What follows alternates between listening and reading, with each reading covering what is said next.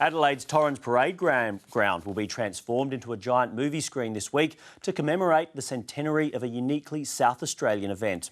As Keith Conlon reports, Violet Day began during the First World War and continued for 60 years. Exactly 100 years ago in South Australia and across our new nation, we were facing a grim new reality. The troops we'd sent off so proudly were now at Gallipoli.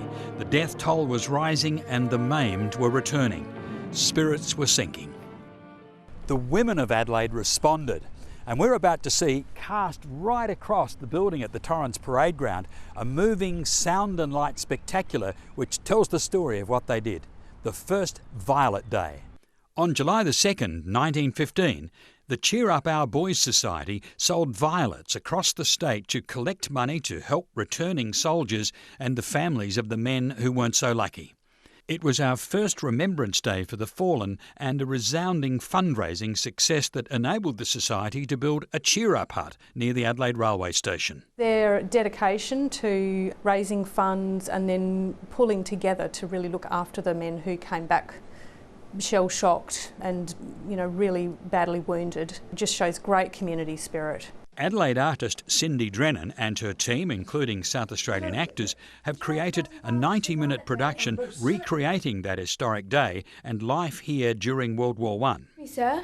Oh yes, hello. How can I help you? Would you like to buy some violets for Violet Day? Oh, most certainly. Being on the street and buying a bunch of violets and knowing that you were contributing would have been an important thing. The violet was a very poignant and appropriate flower because the violet also symbolised grief. Cindy's team has combed through thousands of pictures, reels of early film, years of newspapers, personal diaries and more, and woven them into a multimedia storytelling spectacular.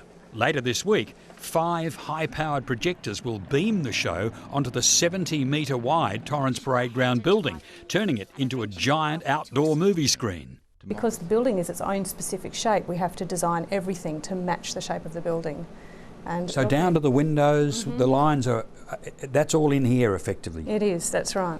More than 200 people are involved in the project, most of them South Australian.